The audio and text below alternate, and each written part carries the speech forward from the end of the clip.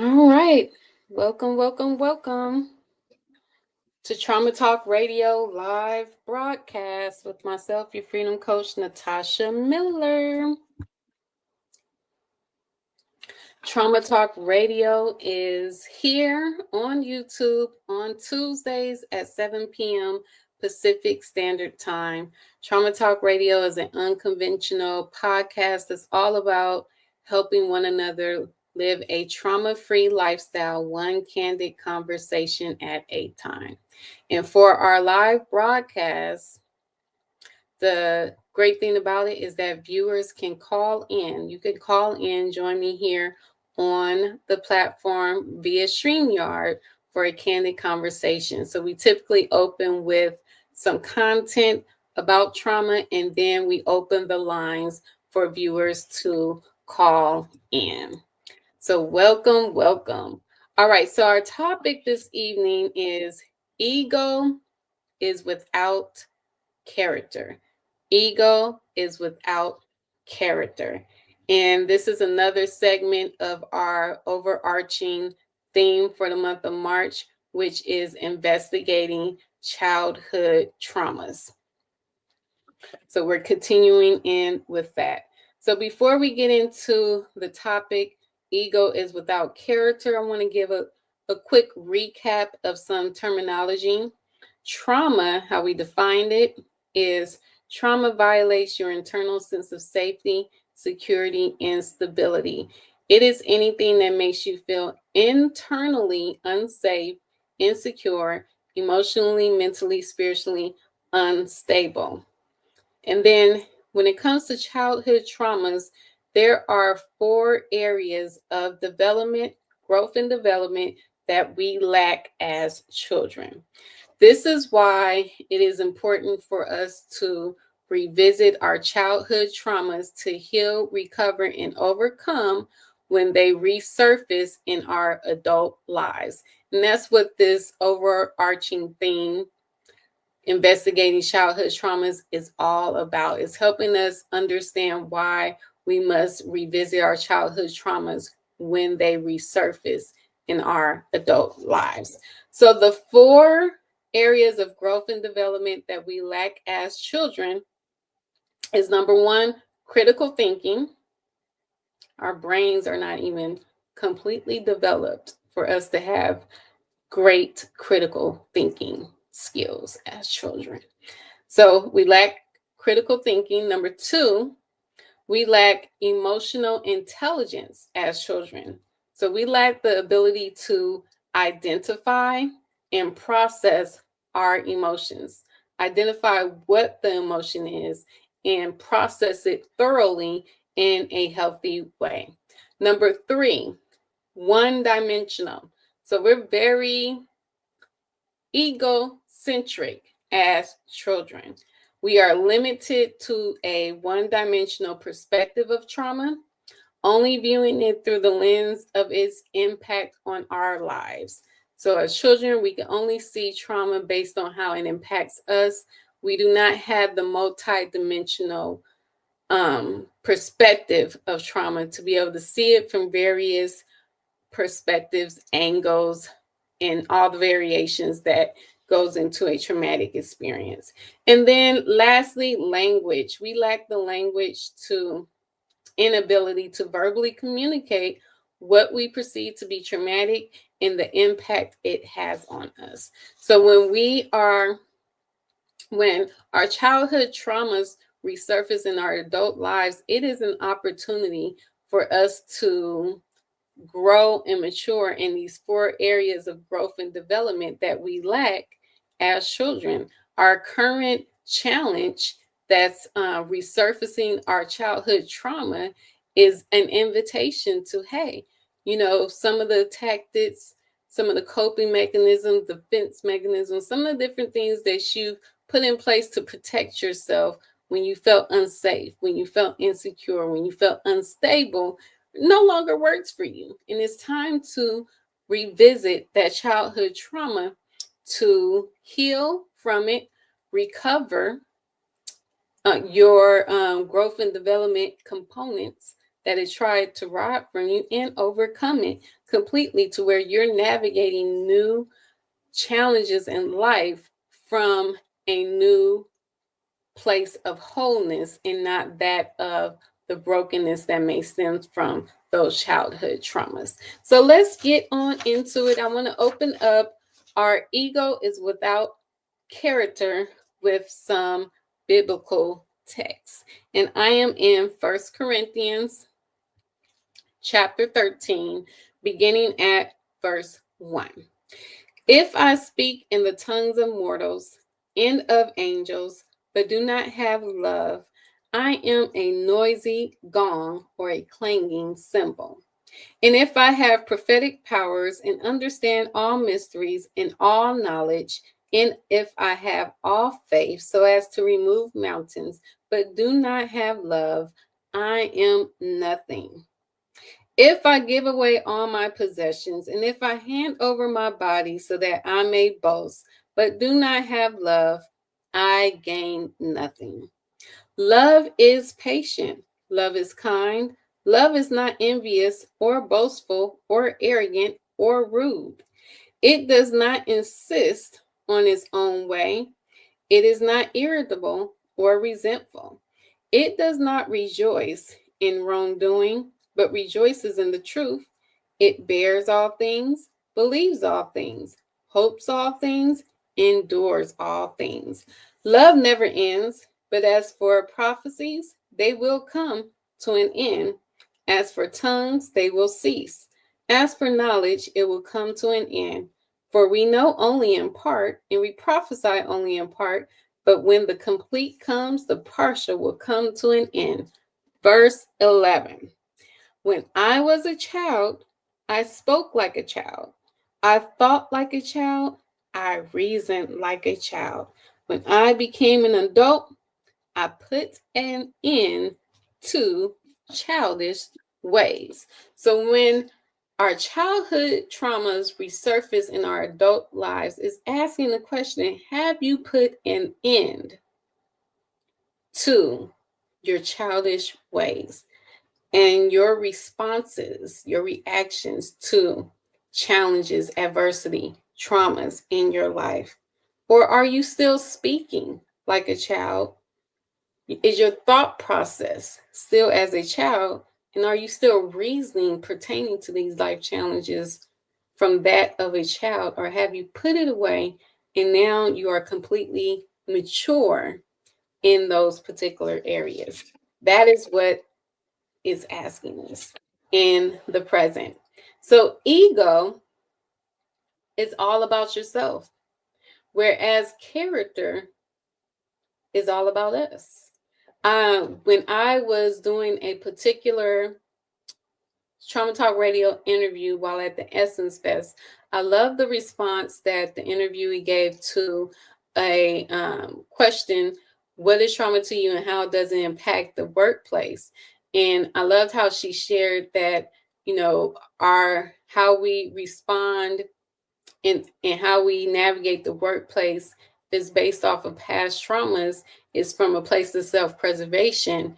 And so when challenged in the workplace, we can navigate that from a place of trying to preserve ourselves, not knowing that we're harming others in that process, because we're not considering what our actions or words and how they may impact others. We're just thinking about how I need to make sure I'm safe, I'm secure, I'm stable in this moment. And so that's the difference. Ego is about me. It's about me only, but character considers us all. So yes, I may feel unsafe, insecure, unstable in this moment, but there's a possibility that someone else may feel the same way. And how can I process what I'm feeling in this moment in a healthy way to where I'm responding to the situation from a place of resolve that's going to bring forth solution, and it's going to maintain a sense of safety, security, and stability for everyone involved and not just appease to myself. All right.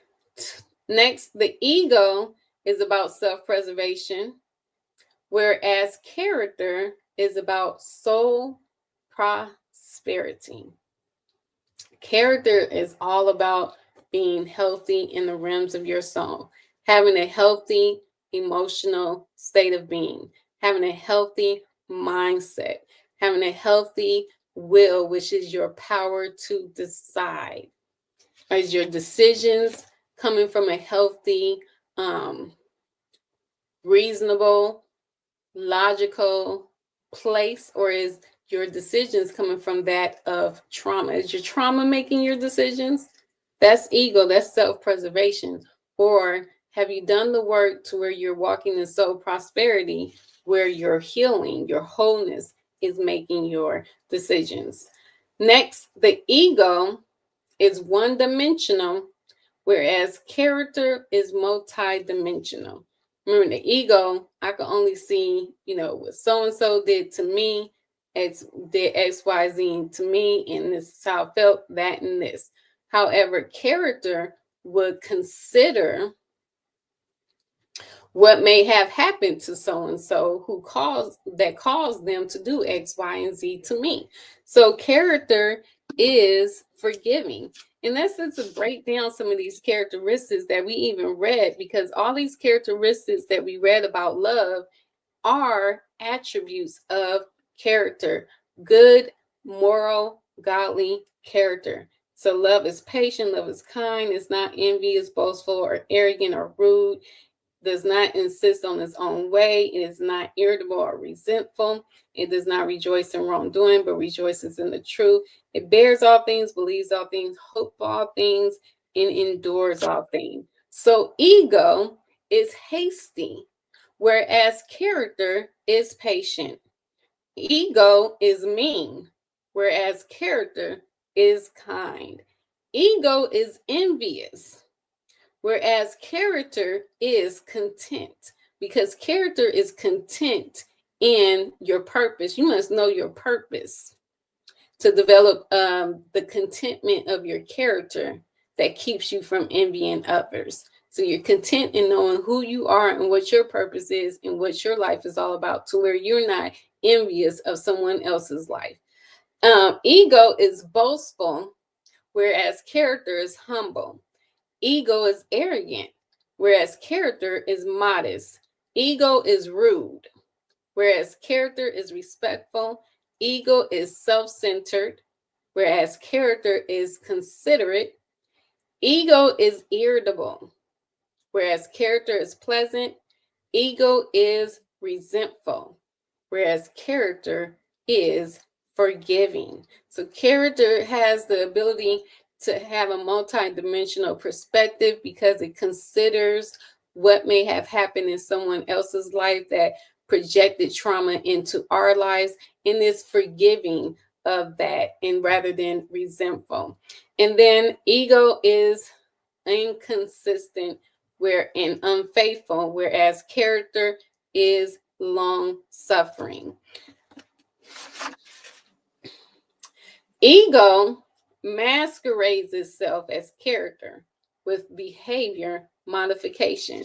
Now, all of these characteristics of character, patient, kind, content, humble, ego can masquerade itself as these things. Yes, I read the word. I know what love is, the attributes of love, the characteristics of love, which are the attributes of good, godly character. And so we can, ego can assimilate and modify its behavior to present itself as patient, kind, humble, content, modest. Yeah, I could say things. I could take on the language of modesty and consideration. I could take on the behaviors, the mannerisms of forgiving and long suffering. But is that truly what's going on in my heart?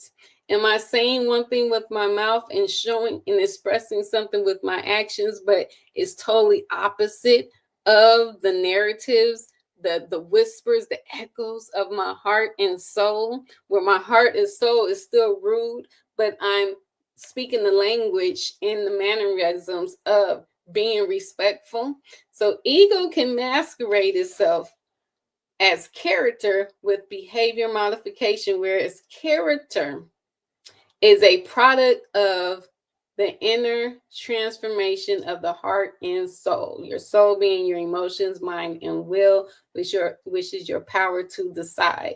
So when your childhood traumas resurface in your adult life, the question is being asked, have you done the inner work of transformation to come out of ego and build character? Because true character starts within. It is a reflection of an internal state of being. And you can only masquerade the attributes of good, godly character, moral character, ethical character for so long. What's in you will come out of you. And so, lastly, I'll just close with one of my favorite quotes. Intelligence and character is the goal of education. That is a quote from Dr. Martin Luther King Jr. So, yes, it's not enough for us to be intelligent. We have to have the character necessary to harness and steward that intelligence well. So, have you done the inner work to do just that? That is the question that is being proposed when your childhood traumas resurfaces in your adult life. So that is that with that. I don't see anyone here for the live broadcast. So I'm going to go ahead and close out with my closing remarks. Make sure you stay connected to me all social media outlets at Freedom Coach in Miller. Be sure to visit my website at C as in cat, the number 4, L as in love, global.com to pick up my free ebook, to get on my email blast, and to see what upcoming events that I have. And share. Please share. Trauma Talk Radio live broadcast with others. Now, I hope to see you all again next Tuesday. I hope to see some of you here for the live broadcast so that we can have a candid conversation about overcoming life traumas to help one another live a trauma-free life. All right, this is your Freedom Coach, Natasha Miller, signing off until next time. Peace and freedom. Bye-bye.